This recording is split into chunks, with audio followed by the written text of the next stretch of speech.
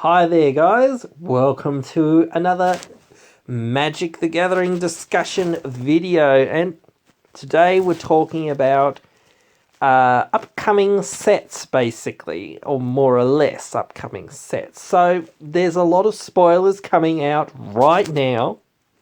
Probably literally actually right now, but there actually is a few spoilers coming out right now, roughly speaking, as we're talking. Zendikar Rising is happening, or the spoilers are happening, and Zendikar Rising will be coming out soon. We've got a few Commander Legends spoilers that have already come out. There's been a few spoilers for some other things, Secret Lairs. The next set, the next year's set is basically been revealed. I mean, they haven't revealed Commander sets, they haven't revealed some other supplemental products, but they have revealed a couple of supplemental products and the like. So there's a lot of stuff to digest for next year, not only for next year, but for just coming up just right now.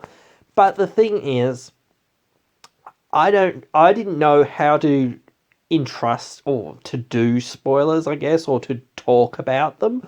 And it's sort of hard because, like, we're a very small channel, and this is a very small channel, so it's very hard to sort of do spoilers or to get cards or whatever to spoil, I guess, as us as a channel. I would love to get spoilers if we could get, Wizards to give us some spoilers. I'd love it, but, that would be that. But, again, we're a very small channel. Until we get bigger reach, we just won't do it.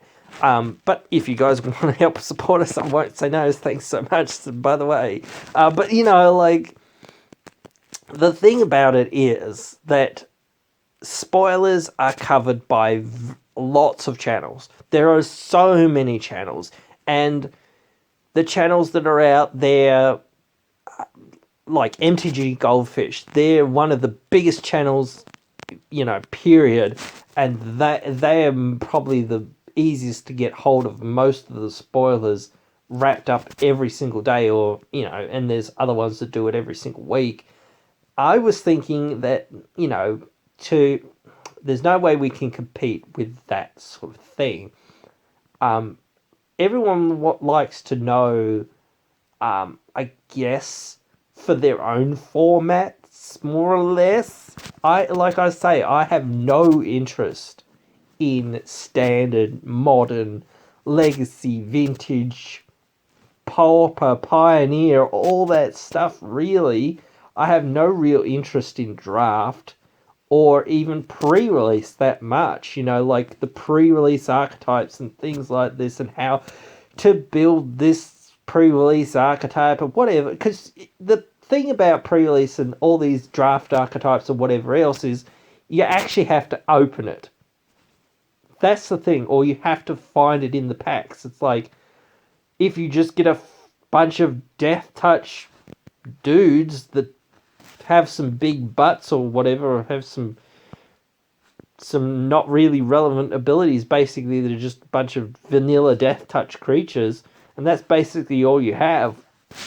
That's all you basically have, like, you just have all these creatures that are bad that have no other abilities, or they have menace or whatever, and it's just like, oh yeah, it has menace and Death Touch, and it's a 4/5 or whatever, whatever. But that's it, so always say about, these archetypes that people brew up and they can come up with.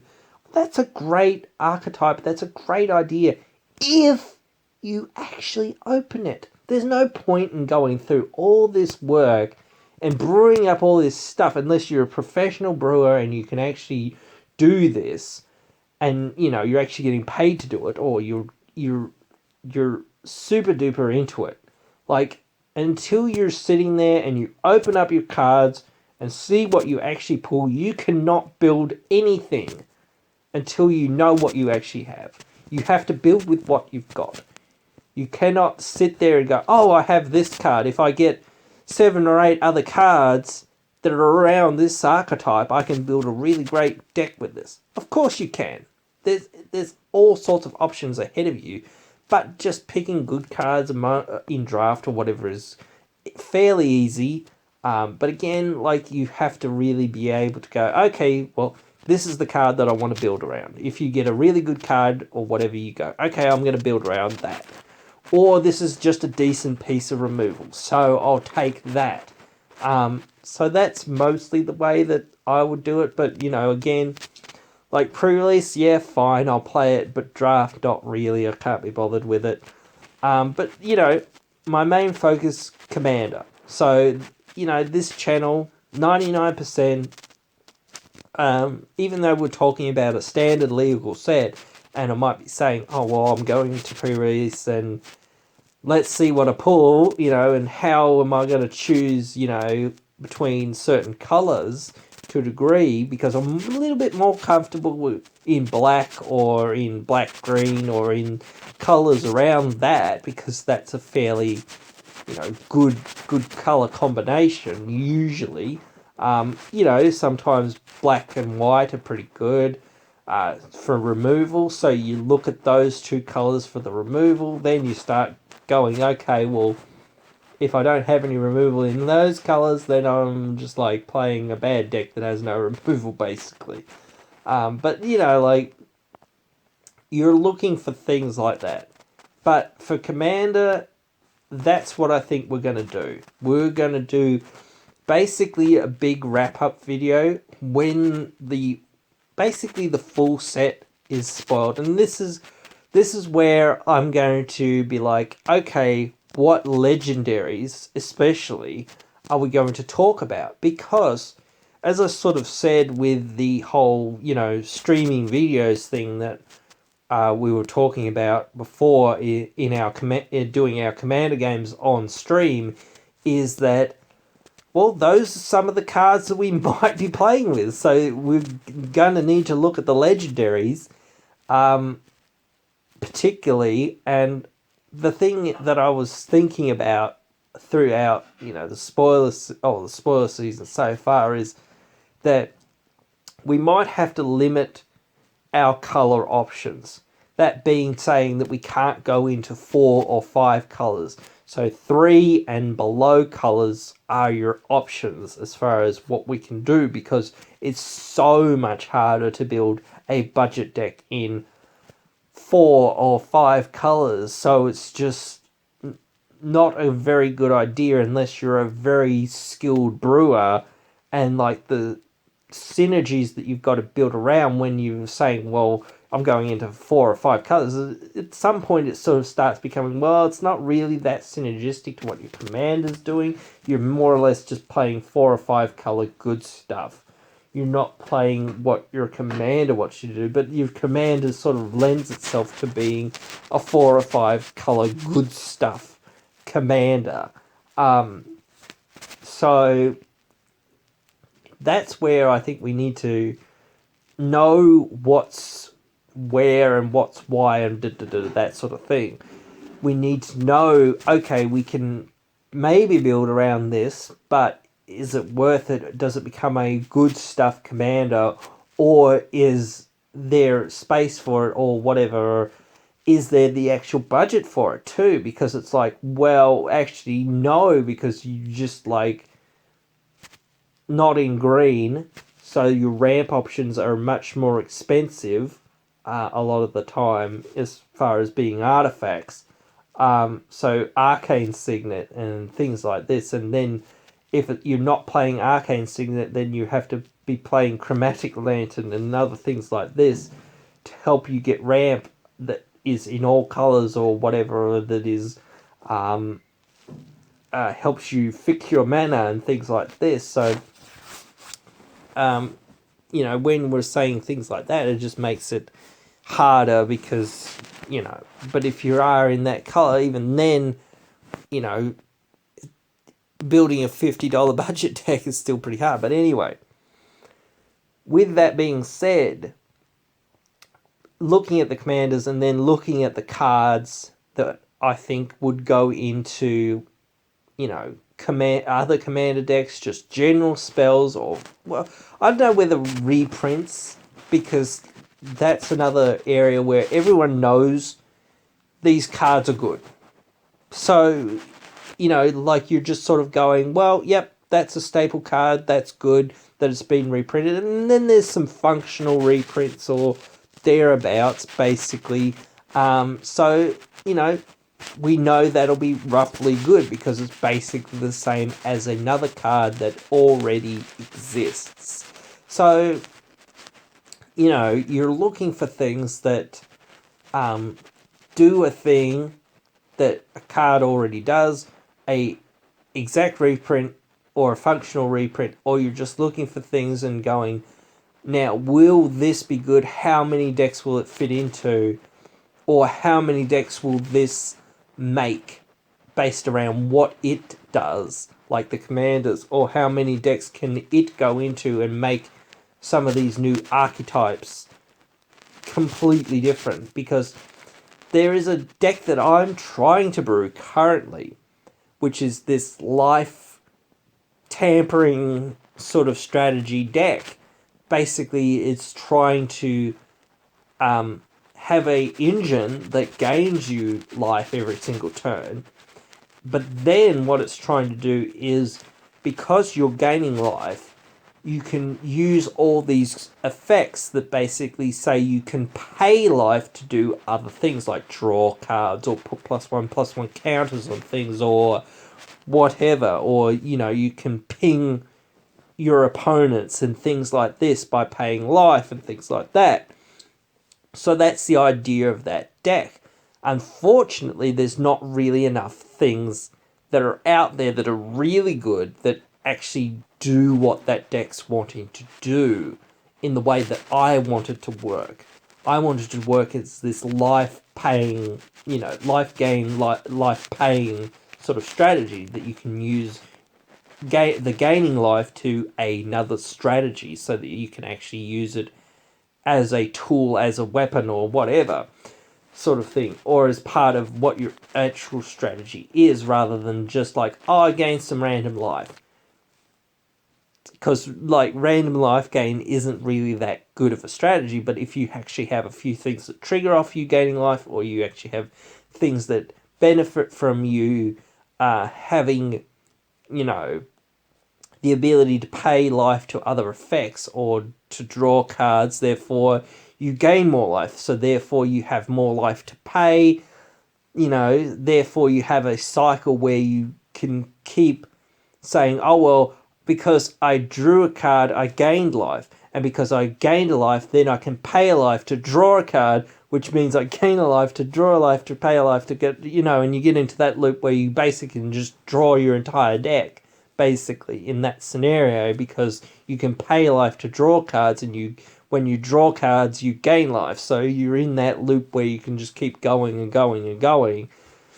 But that also, to a degree, doesn't really do anything unless you've got a way to win from it. But you've still got to have those payoffs, and you've still got to have the mana to be able to cast the things that you're drawing or whatever. And you still have to be cognizant to say, oh, well, how many things can I have in hand, or am I going to have to go to discard and things like this, so on and so forth. So can I win from here? You know, like, no, I can't win from here. So you've got to know, okay, well, I'll just wait, or I'll just try to do this and to set up more of what I'm doing in that sort of a deck. So it depends on what strategies you're doing, but there's obvious cards that, you know, just do something that is generically good for most decks. And look at cards like Mangara.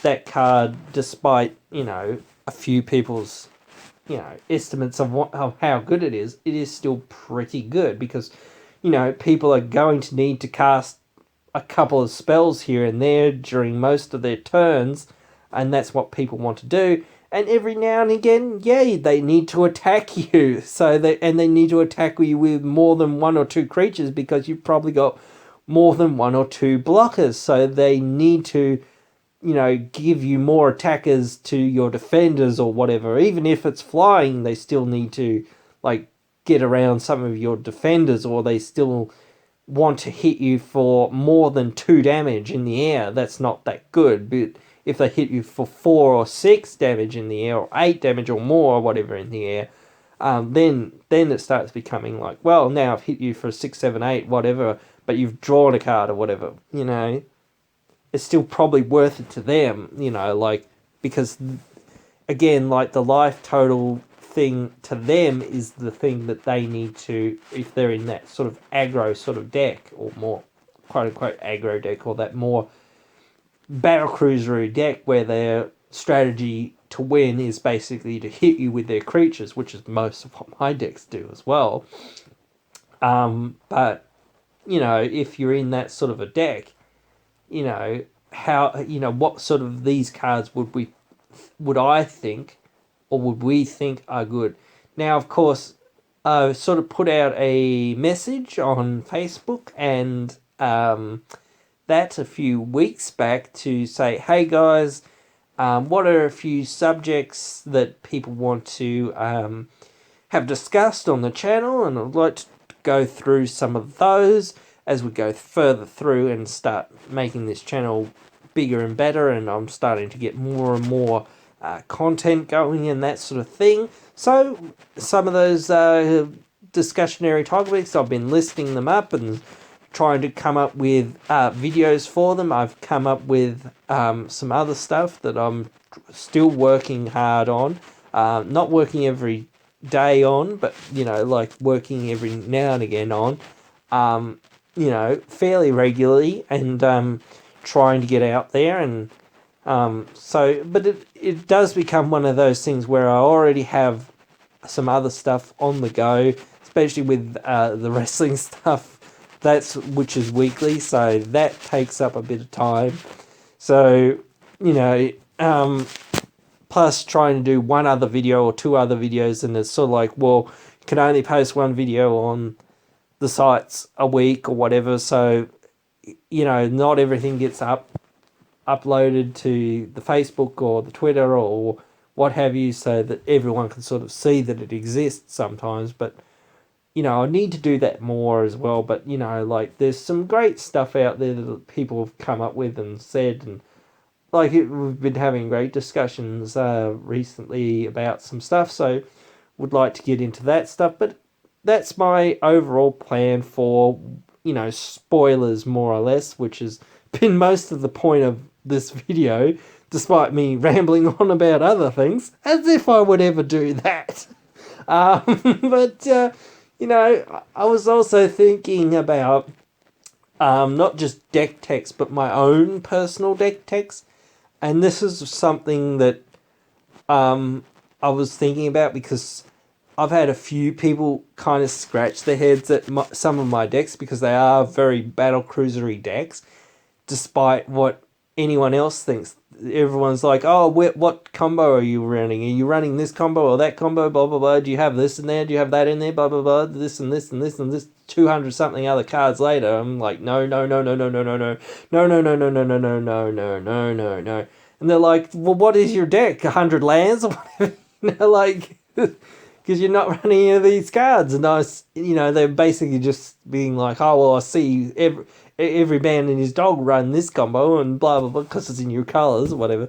So, but anyway, like, I would like to do that too, to a degree, because it is interesting to a degree, like, to see how people build things, and that's, interesting to some people who go, oh, cool, this is an interesting idea, I'd like to try that out or whatever. But then again, it's sort of like here and there, because I don't want everyone to be having the exact same deck, because it's like, well, when everyone shows up with their, Hydra deck or whatever, it's kind of like, oh, cool, everyone's playing Hydras. I feel bad because now my deck's not as special to a degree or whatever. But there are a lot of people who play like lots of different decks and find lots of different strategies fun, so I don't know whether it actually would do that, but it just sort of gives that other perspective of deck building, I guess, to a degree. But and again, it's sort of like we're very small, so we wouldn't have that big of an effect currently on the quote unquote meta of things. And even so, it's sort of like, well, quote unquote the meta of CDH is defined, and we wouldn't have an effect on that anyway. So, but again, like that's where I'm sort of coming from, is that more casual sort of base of commander, not competitive, not trying to combo out on turn 2 or 3, even though I recently was making a video about when a casual player like myself builds a CDH deck, so, or a more competitive deck, but that's a video that will be coming out soon, I believe. So, but you know, guys, that's basically all I've got for you for today. So if you've liked the video, hope that you have, certainly, and hope that we can drag you back in for another one when you come in next time. So I hope to see you then.